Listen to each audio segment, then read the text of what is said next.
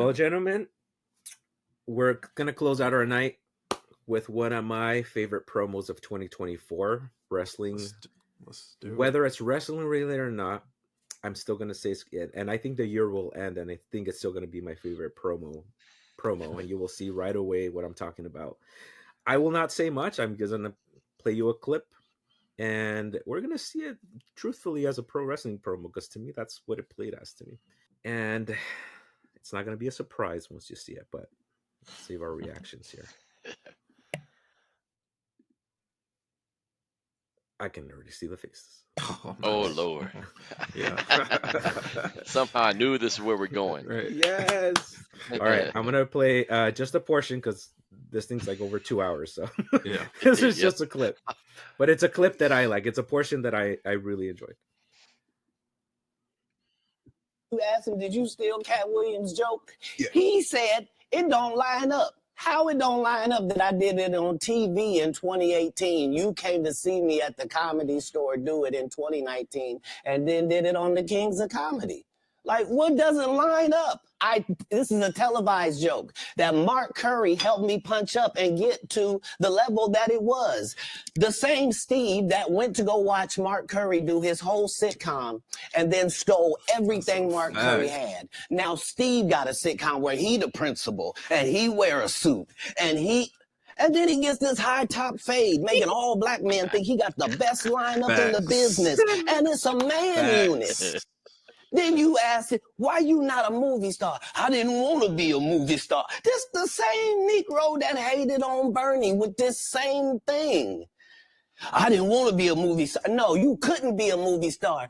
There are 30,000 new scripts in Hollywood every year. Not one of them asks for a country bumpkin black dude that can't talk good over KB and look like Mr. Potato Head. There ain't none. You would have to have range. I played a lot of characters, 60 movie roles. I'm not playing Katt Williams in there. I don't know, Katt. We might not let you drink it no way. I mean, we ain't even got. I'm not fueled by alcohol. I've had a sip, less than you. Oh man! All right, I'm gonna stop it. Man, Shannon there's didn't know, man. Shannon did not realize what he had on his hands. There's so many promos in that interview. Oh my It's gosh. so good. It's so good. And if you go, like, they just took out so many clips, and those clips are generating so many views. Oh my It's gosh. crazy, man. The best promos have truth in them. Definitely. Every single one. And you believe the truth. Now, if you're the heel, you twist it your way. If you're the face, you twist it your way. But there's truth to it. We've seen it week after week. We sit here and talk about different promos, and every single one has truth. Every single one. What Katt Williams just said, he believes. Now, the follow-up to all of that is there are plenty of clips that came out and totally supported exactly what he just said. Right. So he's talking the truth. And all he's doing is retorting exactly what Cedric and Steve Harvey said on that same show with Shannon Sharpe. So it's kind of like, hey, last week on Raw, you said this, so now I'm on Raw this week, and I'm going to retort as to what you just said. Right. And that's what Katt Williams just did, man. And it's like, and his time, but listen to his cadence. Yes. He did not mince his words. He has confidence. He knows what he's talking about. His pauses, his cadence, even down to the fact I've had less than you, and he just simply. And I'm like, dude, ultimate showman, bro. It's almost unfair when guys like stand-up comedians do like podcasts and stuff because they're so damn good at it. You know, they're good at timing, like you said, the cadence and just everything. It's just chef's kiss. That line got cut off at the end, but he says, the truth don't need motivation. I want to like frame that and put it in like my house or something like that. You know, it's Facts, like so many man. like just gems in there. Facts. But shout out to my barber because I do remember back in 2000, he told me that and I laughed at him. I said, "You're lying." He's like, "Adrian, trust me. Steve Harvey has money and money provides you these kind of things with man units." Wow. And sure enough, He's been my barber for dog near 20 years. Shout out to Jay. He just started in the past couple years installing like those hair units to guys. Wow. He even texted me, like I told him, I walked into his shop one day and I saw the 3 little mannequin heads with the 3 different style of man units. I said, Jay, what the hell is that? And he was like, hey man, people want it. I got to provide this Yeah, service. for sure. I said, Wow. please text me as soon as someone comes in for this. And sure enough, he texted me when the older gentleman came in. I just casually walked in. I didn't need a haircut. I didn't need anything. But I made time to sit down and watch that unit get installed. And within 2 days, the guy came back because his wife just cussed him out because they were making fun of him. They were laughing at him. They were like, I don't know what the hell are you doing? You're Homer Simpson, bro. What are we doing right now? But he did look good when he initially walked out the shop. I will Oh say my that. gosh. I'm dying over here, man. That interview, I don't know if y'all watched that whole thing. I watched the Yeah, entire thing. Oh, And absolutely. really? I did. And you got, Absolutely. and the thing is, when you do it, you see everything hmm in context. And I didn't hmm watch it Hmm. all at one time, but you see everything in context, and you see, because a lot of people say, "Oh, he's just blasting him." I said, "Really, he's not." If you hmm sit there and watch it all in No. context, he doesn't really blast anybody. He's responding to what was said, and he's calling things out, and he's And not he just even calling walked them all in out. and said that. He walked Yeah, in saying, Yeah. this is my yeah, Yeah. purpose of me being here right now. yep, yep. And I wish we had the Ricky Smiley retort. I haven't. Oh, It was very similar to a it's Jungle Boy. yeah. How you gonna be on your own radio show, stumbling, bumbling over your own words, trying to come back on it, and then Ice Cube comes on the show and says you were never gonna be Money Mike. I was like, Oh. bro, I get. I was like, oh man, it He was should just have. like, He should have hit the emergency glass for his dress. That gives him superpowers. dude, there's so many in things that, case, in case of ooh, danger. Oh my oh man, gosh. there's a whole lot to unpack on that. It's Yeah. it's Right. it's so amazing, and just the callbacks and the memory and the wherewithal to remember all these things that are like past lights, things that Right. he probably held on to. And it's Hollywood. Like everybody, half the time when we find out things, every half of Hollywood or half of the comedic community already knew. Hmm. Mm-hmm.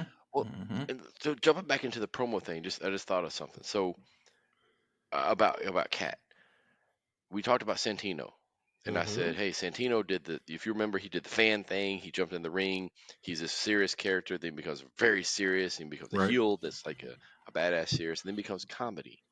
But Yeah. then you see him. I saw him talk on like a podcast, Chris Van Vliet, and he's kind of promo. But I'm like, man, this is the real dude. Mm-hmm. Like Mm-hmm. I've Yeah. seen these characters. I didn't know he was gonna be like this. Man, he's so Mm-hmm. well spoken and he's smart, and I didn't know he had this mixed martial arts background, all this stuff. Right. You just talked about Austin. We've seen Austin be stunning Steve. We saw Mm-hmm. him in ECW become. He showed comedy there. Then we see Yeah. him become the real serious ringmaster. Then we see him transition into Stone Cold. Then we see him become comedic Stone Cold. All these characters, and then you see him on his podcast. And you're like, dang, this dude's smart. He's Mm-hmm. intelligent. It's the same thing we just saw with Cat Williams. Yeah. We've seen Money Mike. We've seen all these other movies. We've seen these little clips and all these different things. And you think, and you see him on his stand up. You're like, okay, this dude's funny, Yeah. Mm-hmm. a little crazy, but funny. Right. Then you watch him here, and I'm like, this dude's intelligent. Mm-hmm. This dude can speak. He's very clear. You don't have to have. Sometimes with Shannon Sharpe, you gotta have some subtitles. With this dude, you don't. And it's just like, okay, he's just so clear with how he articulates his words and what he talked about and how smart he is, humble in a lot of areas. Because he, Shannon Sharpe, hey, some comedians said that when they're playing your show, these girls show up with money. He said, huh? Like he Yeah. acknowledged it. He did mm-hmm. not say, yeah, I give him money. I saw something else where, he gave Boozy money, and Mm-hmm. right after he got out of jail, certain things like that, he didn't boast.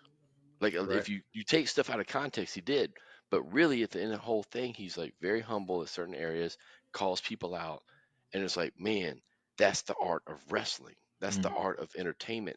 I can be this character. I can be the badass. I can be the comedian. I can be the chicken shit heel. I can be these other things, but I can also be intelligent, well spoken, and understand this business to a different level. Mm-hmm. To me, everything is pro wrestling through that lens. Definitely. Because you look at so many performers, to your point, to your end, politicians, everything, they're putting on an act, right? For sure. I 100%. mean, not to like completely deviate this, but more recently, like Paris Hilton, right? That whole ditzy, I'm a dumb blonde. It was an act. Mm-hmm. She Mhm. came from a well-to-do family. She had an education, like, but it paid more money for reality TV to be this Mm-hmm. character, Mhm. right? When they show her off camera, she speaks perfectly well. Mm-hmm. It's not this character. So like to capitalize on it is it's pretty amazing once you deconstruct it. The Mhm. greats have range and intelligence. Those are two undefeated variables when it comes to the greats. Mhm. Mhm. If you haven't already, like, comment, subscribe, and of course, look us up on socials at Suplex Dinner Club. And be sure to check out our other projects. We talk college football on Dogs versus All Y'all. That's a weekly college football podcast where we don't just talk about the Georgia Bulldogs, we talk about all things college football. The Life and Times Pod, which is short for the Life and Times of a Restaurant Lifer podcast, where I have some chill conversations with some cool and interesting people that I've met in my years in the hospitality industry. And of course, check out Talk 'em in the Building. That's a pro wrestling podcast where we solely focus on the promo. We talk about the talkers, we hype the hype man, and we pontificate on the promo. It's a fun project, and if you're a pro wrestling fan, I'm sure you're going to enjoy it. If you're into TV and movie reviews, check out Four Corners Cinema with Ari and Adrian, a podcast where two lifelong pro wrestling fans review film and other forms of media that just so happen to have some of our favorite pro wrestlers. The Suplex Dinner Club family is growing, and I would love for you to be a part of it.